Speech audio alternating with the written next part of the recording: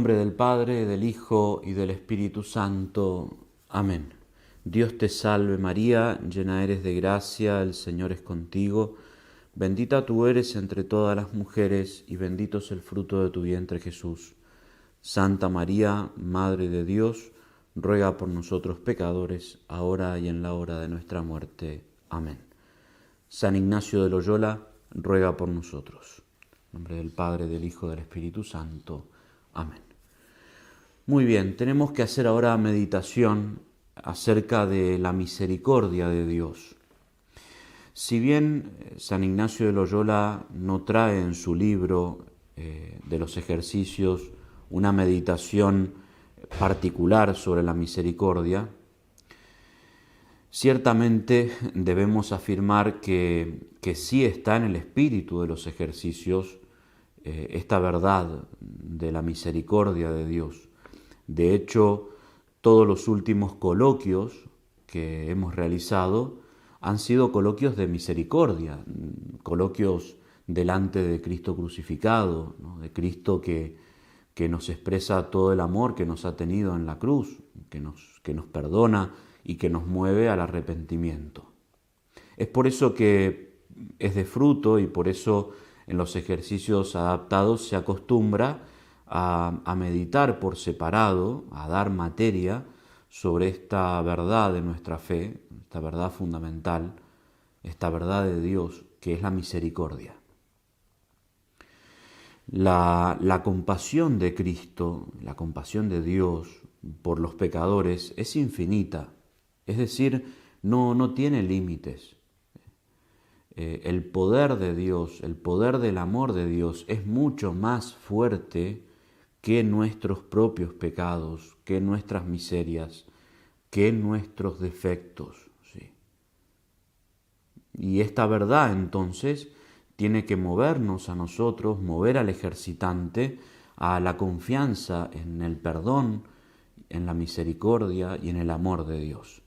Por eso nuestra religión, la religión católica, es una religión de misericordia. Nosotros debemos usar con los demás de la misma misericordia que Dios ha utilizado con nosotros, que nos ha perdonado todo. Si nosotros nos arrepentimos, Él está dispuesto a perdonarnos. La oración preparatoria es la misma de siempre, ¿sí? Ofrecer todo el momento de oración, todo lo que hagamos, todas nuestras acciones, nuestras intenciones, nuestros pensamientos, que todo sea orientado al servicio, alabanza de Dios y a la salvación de nuestra alma. La historia es abundante. En los evangelios es realmente muchísimo lo que tenemos para la historia. Puede ser utilizar las parábolas de la misericordia del capítulo 15 del evangelista San Lucas. Ahí tenemos la parábola del hijo pródigo, la parábola de la oveja perdida y la parábola de la dracma perdida.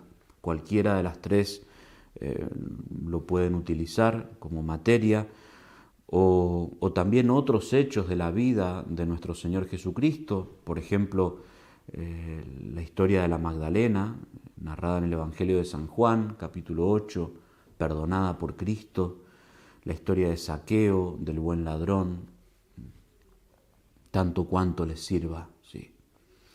La composición del lugar, que ciertamente hay que hacerla y hacerla bien para sacar fruto, para tener la imaginación retenida en un misterio, ¿sí? Para lograr también rezar con la imaginación. Puede ser mirar a Cristo crucificado, como han sido los coloquios anteriores, delante de Cristo puesto en cruz. Puede ser, si no, ver esa imagen de la mujer pecadora a los pies de Jesús. Puede ser, si no, imaginarse ese encuentro, ese abrazo del Padre con el Hijo pródigo, ¿sí? Ese abrazo, el Hijo que vuelve a la casa del Padre y el Padre lo recibe con un abrazo, lo llena de besos, dice San Lucas, ¿no? Esa imagen que dejó como inmortalizada, por así decirlo, Rembrandt, ¿sí?, en esa obra artística, esa pintura, ¿no?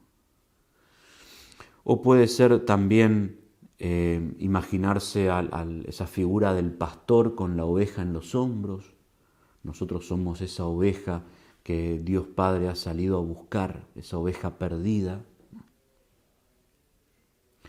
La petición, la gracia que queremos alcanzar. La gracia es ciertamente la conversión, pero la conversión que es motivada por ese crecido conocimiento de la infinita misericordia de Dios. Tenemos que pedir un conocimiento grande, intenso, profundo de la misericordia de Dios, de la misericordia de Jesucristo, de la ternura de Dios Padre. Porque cada uno de nosotros, si hemos hecho una buena confesión, si nos hemos arrepentido de nuestros pecados, podemos decir que somos un triunfo de la misericordia. Lograr experimentar en carne propia la misericordia de Dios, el perdón de Dios en nosotros, si hemos sido perdonados, si nos hemos confesado realmente, en nosotros ha triunfado el amor de Dios por encima del pecado. Podemos decir eso de San Pablo: donde abundó el pecado, sobreabundó mucho más la gracia. La gracia, el perdón de Dios es más fuerte que nuestros pecados. Veremos 3 puntos como materia para meditar, para reflexionar. 3 puntos que buscarán responder a la siguiente pregunta: ¿cómo se manifiesta el amor de Dios por nosotros?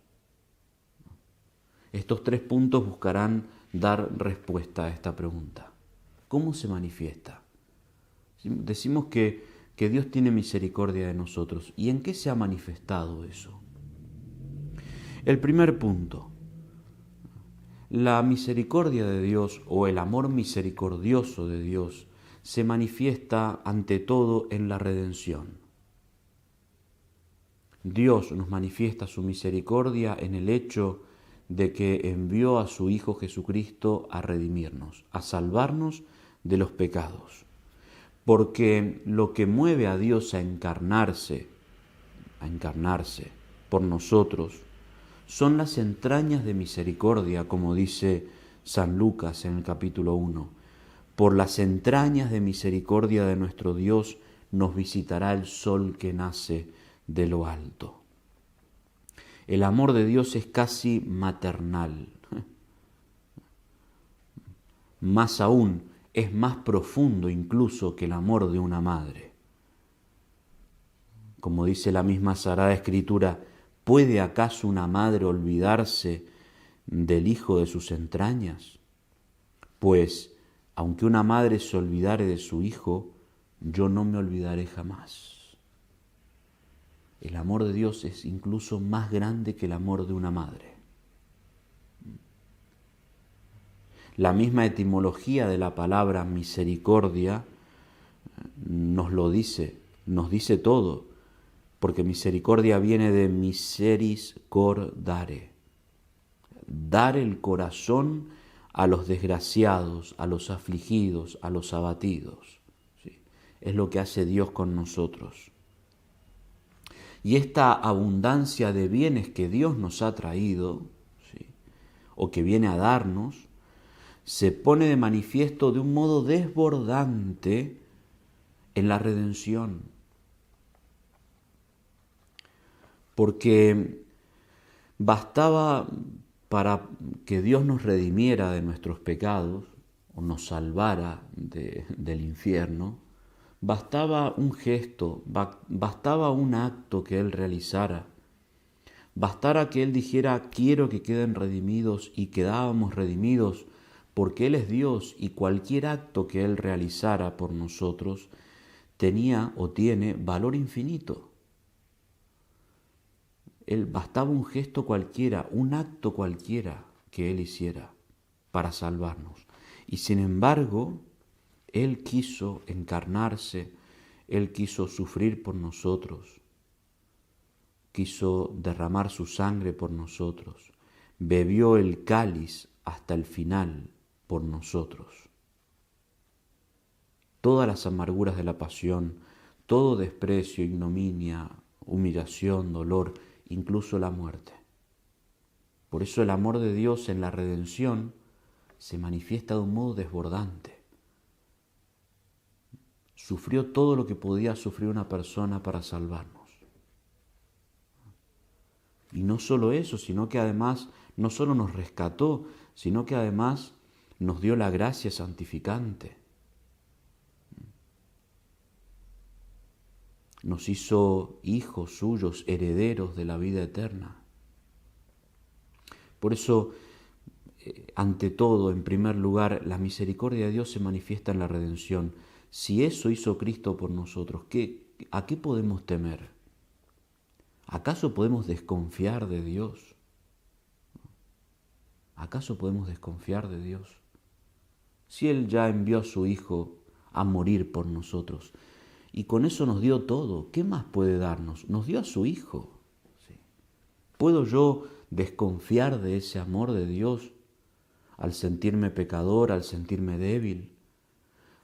¿Acaso Él no me dará todo lo que necesito para arrepentirme, para santificarme, para levantarme, ¿sí?, de mis pecados? ¿Qué puede apartarnos, dice San Pablo, del amor de Cristo? Luego de habernos manifestado a su Hijo Jesucristo y de haberlo enviado a morir por nosotros, ¿qué me puede separar de su amor? Las tribulaciones, las debilidades, las miserias, las persecuciones. Si en todo ya vencemos por el amor que Cristo nos ha tenido. En segundo lugar, ya esto ciertamente bastaría para alcanzar esta gracia. Pero en segundo lugar, el amor que Dios nos tiene no solo se manifiesta en la redención, como ya hemos visto, sino que se manifiesta también en los conmovedores rasgos de la misma vida de Jesús. Cuando uno lee el Evangelio, la vida de Jesús, se encuentra con innumerables gestos, actitudes, rasgos misericordiosos de la misma vida de Jesús. Cómo Jesús actuaba frente a los pecadores. Así como Él actuaba frente a los pecadores, así actúa con cada uno de nosotros también. Por ejemplo, el episodio de la mujer adúltera, lo pueden encontrar en el capítulo 8 de San Juan, pueden leerlo. Este episodio de la mujer adúltera perdonada por Jesús es uno de los hechos más hermosos que relata el Evangelio. Y cada uno de nosotros puede verse en esta mujer pecadora, porque esa pecadora también somos cada uno de nosotros. Esta mujer que había sido sorprendida en adulterio. Jesús estaba enseñando en el templo. Sus enemigos, los fariseos, los sumos sacerdotes, para ponerlo a prueba, traen a esta mujer que había sido sorprendida en adulterio. La llevan delante de Jesús y la arrojan a los pies de Jesús. Sí. La ley de Moisés mandaba que fuese muerta con el tormento de la lapidación. Eso mandaba la ley de Moisés. Y le preguntan a Cristo qué opina Él. Sus enemigos lo quieren poner a prueba, ponen a prueba a Jesús. ¿Por qué? Porque si Él respondía que debía ser respetada la ley de Moisés y que por tanto tenían que lapidarla, apedrearla, le echarían en cara la falta de misericordia. Por otra parte, si Él respondía que debían perdonarla, le iban a recriminar que Él no respetaba la ley de Moisés. Lo ponen a prueba a Jesús, lo ponen como entre la espada y la pared. Jesucristo se inclina, comienza a escribir en la tierra, como recuerdan el hecho, y luego dice, el que esté sin pecado, que tire la primera piedra. Y comenzaron a retirarse los sumos sacerdotes, los fariseos, empezando por los más ancianos. La ley debía ser cumplida, porque era justa, era la ley de Moisés. Pero ninguno de los que allí estaban era digno de ejecutarla. Y así uno a uno comenzaron a retirarse. Quedan enfrentados, dice San Agustín, la miseria y la misericordia.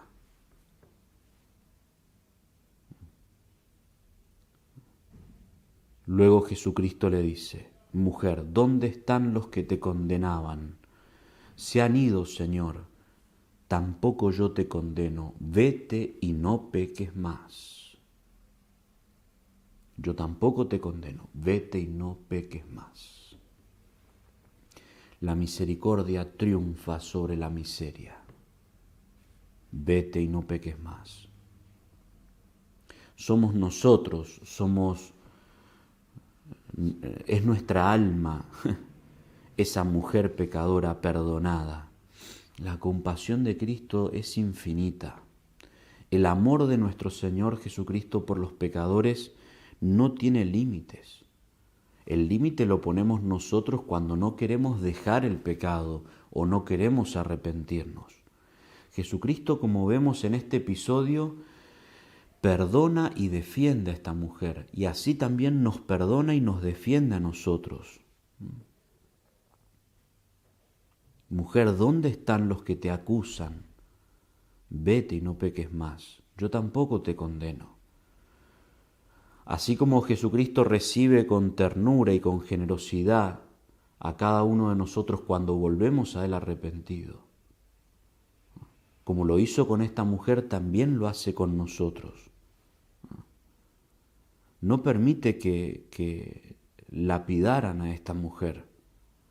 No le dirige ningún reproche a esta mujer, que tenía pecados, era pecadora y muchos pecados. Era pecadora pública, era grave lo que hacía. Jesucristo no le recrimina eso. Al ver el arrepentimiento, la perdona inmediatamente, sin echarle en cara nada, sin reprocharle sus pecados, porque Cristo ya los conocía todos, porque Cristo es Dios. El profeta Isaías dice: aunque tus pecados, Dios por boca del profeta, aunque tus pecados sean rojos como la grana, blanquearán como la nieve. Eso hace la misericordia de Dios. Aunque nuestros pecados sean graves y sean reales, pero el amor de Dios es más poderoso. Desconfiar del perdón de Dios es desconfiar del poder de Dios. Es desconfiar de que Dios es Dios. Por eso Jesucristo a Santa Faustina Kowalska, en una de esas apariciones o de esas revelaciones que tiene la santa, que es justamente como recordábamos en la meditación del infierno anteriormente, es la gran promotora de la misericordia de Dios. Y Jesucristo le revela a Santa Faustina que una de las cosas que más golpean su corazón o que más le duelen a él, a Jesús, es la desconfianza. Es desconfiar de su amor. Es desconfiar de su misericordia. Desconfiar de que Él realmente es Dios y que su amor es infinito y que puede perdonarnos y que puede restablecernos en la dignidad de hijos y de que puede, a pesar de nuestras grandes miserias, hacernos santos. La Magdalena llegó a ser una gran santa, como lo fue San Pablo, que era perseguidor de los cristianos, como lo fue San Agustín, que también había cometido grandes pecados y había estado lejos de Dios. Jesucristo perdona al momento a esta mujer, inmediatamente. Ella manifiesta el arrepentimiento y Cristo la perdona, al instante. vete y no peques más. También a nosotros nos dice, yo tampoco te condeno, vete y no peques más, cambia de vida, deja el pecado. ¿Sí? Por eso, entonces, la misericordia de Dios se nos manifiesta en los hechos de la misma vida de Jesús. Por ejemplo, con esta mujer, por ejemplo, con el buen ladrón. Jesucristo, estando en el momento supremo de su vida terrena, entregando la vida por nosotros, le abre las puertas del cielo al ladrón que tenía a la derecha, porque manifiesta su arrepentimiento. Así lo hizo Jesucristo con Zaqueo, así lo hizo Jesucristo con Pedro, que aunque lo había negado lo perdona, y así lo hizo en tantos otros momentos. Así lo enseñó el mismo Jesús durante su vida, cuando él nace. Bueno, ahora sigo. Así lo hizo Jesucristo con Pedro, que le perdonó sus pecados, aunque Pedro lo había negado 3 veces. Y así también Jesucristo durante su vida lo enseñó, por ejemplo, en esas parábolas de la misericordia que están narradas por Lucas en el capítulo 15. Esa parábola tan conocida, bellísima, con tantos detalles y elementos, la parábola del hijo pródigo. ¿Sí? Ese hijo, Jesucristo pone este ejemplo, esta parábola, para mostrarnos lo que es el amor de su Padre, cómo es la ternura de su Padre. Jesucristo aquí nos está hablando en esta parábola de su papá, de Dios Padre, y de cómo es el corazón de su Padre, cómo es el corazón de Dios. El hijo menor que le pide la herencia a su padre se lo pide anticipadamente y se retira a un país lejano y malgasta la herencia de su padre.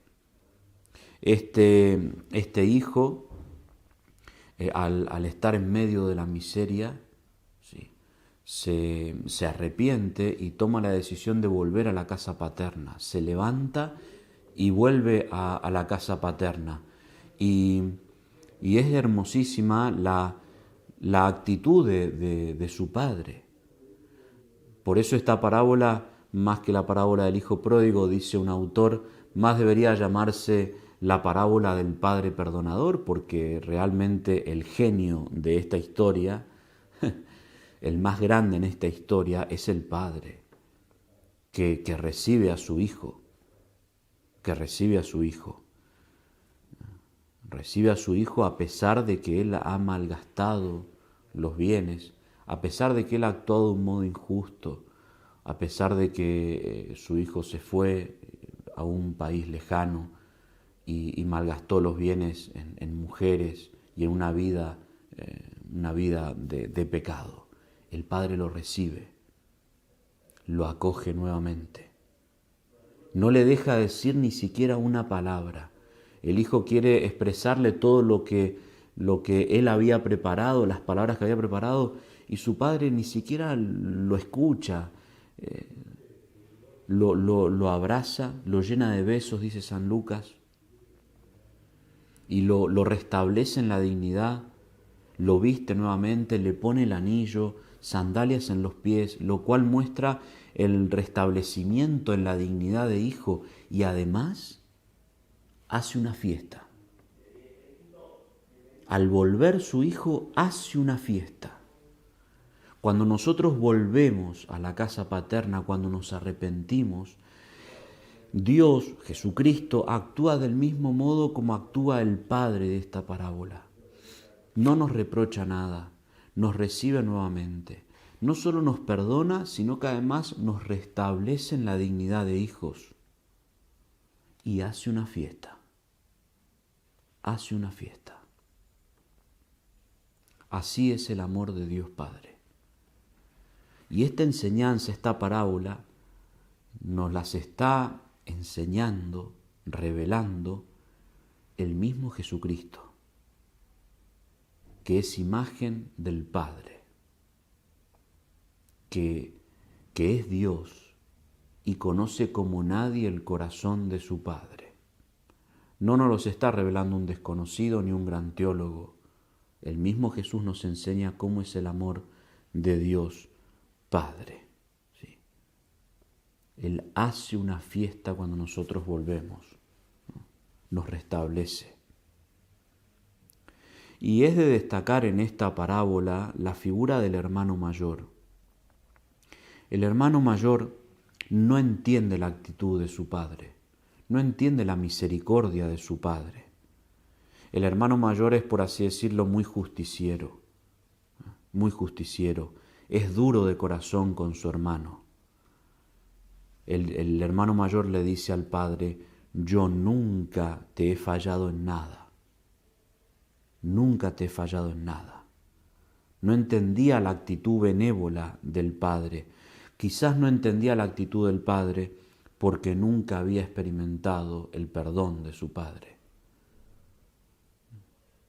Al no haber experimentado el perdón, es muy difícil que nosotros tengamos misericordia con el prójimo.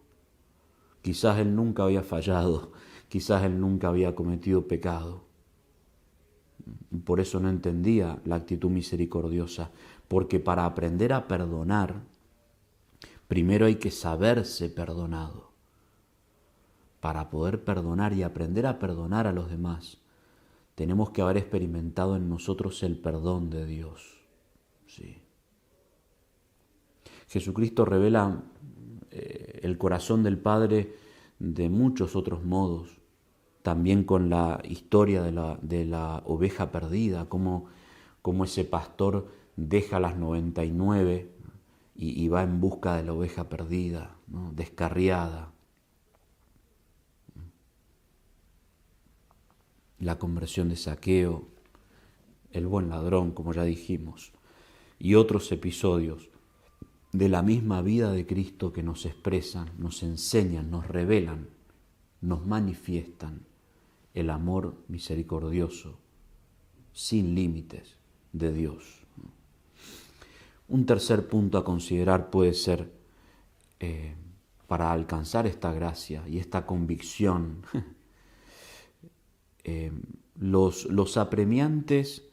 las apremiantes invitaciones que hace Dios en la Sagrada Escritura a los pecadores más obstinados.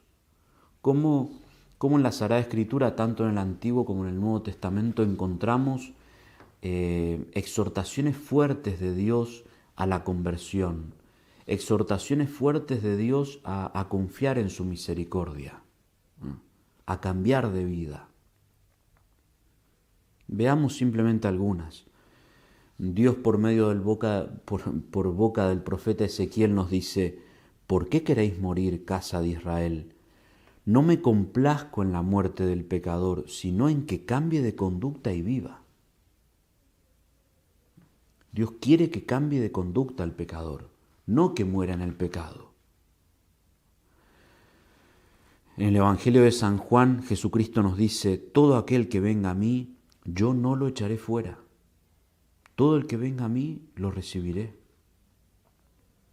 En otro lugar, el mismo Cristo dice: venid a mí los que estáis cansados y agobiados, y yo os aliviaré. Por ejemplo, en San Mateo, capítulo 11. Venid a mí, y yo os daré descanso. Como ya citamos anteriormente, por boca del profeta Isaías, ¿sí? Aunque vuestros pecados fuesen como la grana, blanquearán como la nieve. Aunque fuesen rojos como la púrpura, quedarán blancos como la lana. El poder de Dios para perdonar y borrar todo. Jesucristo nos dice también en esas parábolas de Lucas: hay más alegría en el cielo por un pecador que se convierte que por 99 justos que no necesitan conversión.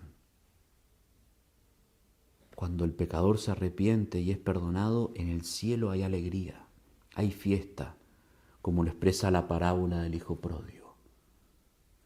Y comenzó la fiesta, dice San Lucas. Cuando a Cristo los fariseos lo acusaban de que él estaba y compartía tiempo y comía con publicanos y pecadores, diciendo, ¿cómo puede ser que si tú eres maestro, cómo puede ser que convivas con pecadores? ¿No? Y Jesucristo mismo les dice, no son los sanos los que necesitan médico, sino los enfermos. Yo no he venido a buscar a los justos, he venido a buscar a los pecadores, dice Cristo.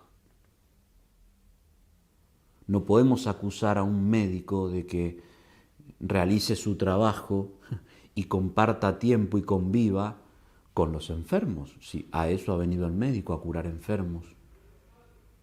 Cristo ha venido a buscar a los pecadores, a nosotros. Por eso, queridos hermanos, parecería que más quiere Dios perdonar al hombre que el hombre ser perdonado. Por eso la gran imagen de la misericordia de Dios es el crucifijo.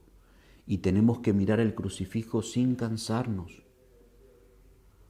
Como dejó escrito el gran poeta José María Pemán, brazos rígidos y yertos por 3 garfios traspasados, que aquí estáis por mis pecados para recibirme abiertos, para esperarme clavados. Cristo ha querido quedar con los brazos abiertos, clavados en la cruz, como un símbolo de espera del pecador, para recibirnos siempre con los brazos abiertos. Aquí yo me encuentro en España, aquí en las Islas Baleares, en Mallorca, en la isla de Mallorca, en una iglesia muy antigua, la iglesia de Santa Eulalia, se encuentra un crucifijo, se conserva aún hoy un crucifijo que tiene una historia muy conmovedora. Un penitente, cuenta la historia, un penitente que recaía siempre en el mismo pecado y confesaba siempre lo mismo. El confesor una y otra vez lo movía a conversión, a que cambiara de vida, a que dejara el pecado, a que no reincidiera más, hasta que un día, luego de varias confesiones iguales, el confesor le niega la absolución, porque el penitente no manifestaba arrepentimiento. En ese momento en que el confesor le niega la absolución, se oyó que el crucifijo decía, perdónalo, tú no derramaste la sangre por él. Palabras dirigidas al confesor. Perdónalo, tú no derramaste la sangre por él. Cristo dice, yo derramé la sangre por él. Un gran santo, San Leopoldo Mandic, un santo italiano, que se santificó en el confesionario, una vez le dijeron que él era demasiado bueno en la confesión, era demasiado benévolo. Entonces el santo dijo que cuando Dios le pidiera cuentas de esto, él le iba a decir, la culpa la tienes tú, porque tú me enseñaste la misericordia desde la cruz. Debemos terminar, sin duda, esta meditación con un coloquio. Y tiene que ser el coloquio delante de Cristo crucificado, el coloquio que nos ha hecho hacer San Ignacio repetidas veces, en el número 53, imaginando a Cristo puesto en cruz, hacer con él un coloquio, como el de Dios ha venido a hacerse hombre, de vida eterna a muerte temporal, y así a morir por mis pecados. Y luego mirarme a mí mismo, lo que yo he hecho por Cristo, lo que hago por Cristo y lo que estoy dispuesto a hacer por Cristo. Y así, viéndole tal y así colgado en la cruz, discurrir por lo que se me ofreciere.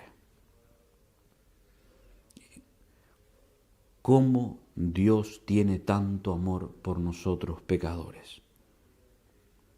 ¿Qué he de hacer por Cristo, que me ha manifestado tanto amor y tanta misericordia? Por eso, con una gran confianza debemos arrojarnos a los pies de Cristo. amontonar a los pies de la cruz todos nuestros pecados y confiar que Él nos puede perdonar, nos quiere perdonar. Así lo ha manifestado en la redención, así lo ha manifestado con los hechos de la misma vida de Jesús, y así nos lo ha enseñado con todas esas invitaciones a la conversión y a la confianza en Él. Sí. Dios está, por así decirlo, persiguiéndonos con su misericordia. Persiguiéndonos con su misericordia. Por eso la mejor imagen de la misericordia de Dios es la cruz. Allí, con los brazos abiertos, es símbolo de la espera del pecador. Es símbolo de la misericordia, del perdón. En el nombre del Padre, del Hijo, del Espíritu Santo.